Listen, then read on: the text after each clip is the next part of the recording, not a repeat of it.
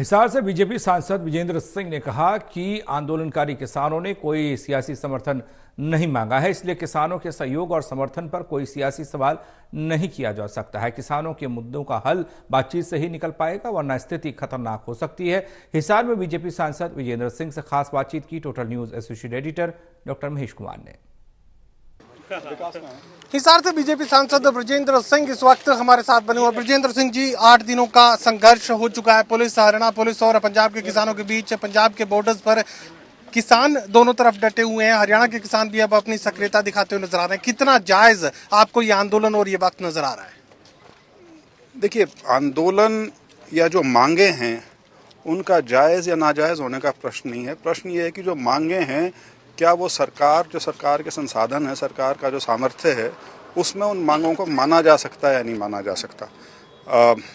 बाकी आंदोलन को जितना मैं समझ पाया हूँ, आंदोलन यदि लंबा चलेगा तो वो किसी भी पक्ष के लिए ठीक नहीं है। उसके अंदर संभावना फिर बन जाती है उपद्रव होने की, शरारती तत्व भी उसके अंदर आ सकते हैं और किसी भी प्रकार की अनहोनी घटना घटने का जो एक अंदेशा है वो बढ़ता जाता है हर दिन के साथ। और ख़ास तौर पे यदि जब हज़ारों की संख्या में लोग एकत्रित हों एक जगह और कई दिन तक लगातार वो बैठे रहें, तो उस स्थिति को ज़्यादा पनपने नहीं देना चाहिए। और प्रशासन से मेरा अनुरोध है, सरकार से और प्रशासन से, और जो इन किसानों के संगठनों के नेता हैं, जो उनकी लीडरशिप है, कि भले ही 4 दौर बातचीत के हुए हैं, उसमें हल ना निकला हो, लेकिन हल बातचीत से ही निकलना है। हल बातचीत से निकलना है, लेकिन आपके सहयोग और समर्थन की बात है, क्योंकि किसानों की आवाज लगातार आप और आपका परिवार उठाता रहा है। तो ऐसे में अब इस आंदोलन को लेकर क्या कुछ आप किसान संगठनों से कहेंगे और क्या सरकार की तरफ से, किसानों की तरफ से आप सहयोग की बात भी सामने रखेंगे? नहीं, देखिए, इसमें दोनों चीज़ें अलग हैं। जो ये आंदोलन है, और जैसा पिछला भी जब हुआ था, बड़े वाला जो था आंदोलन, इसको उन्होंने जानबूझ के गैर राजनीतिक रखने का पूरा प्रयास किया था। तो किसी राजनेता के लिए, चाहे वो किसी पक्ष का हो, स्वयं भूस के अंदर कूदने में कोई ना समझदारी है, ना किसी की उसमें भलाई है।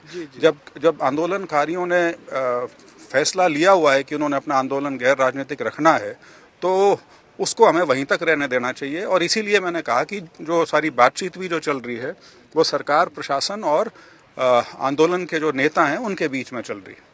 टकराव की स्थिति एक बार फिर से बनती हुई नजर आ रही है। लगातार वो कह रहे हैं कि ड्रोन के जरिए हमले पंजाब की धरती पर, जो उस तरफ बॉर्डर के उस तरफ जो किसान डटे हुए हैं उन पर किए जा रहे हैं। गलत तरीके से दबाव बढ़ाने की जो तैयारी है वो पुलिस की तरफ से गलत तौर तरीके इस्तेमाल किए जा रहे हैं। क्या कहेंगे? देखिए, तौर तरीके क्या अपनाने हैं वो प्रशासन ने देखना है।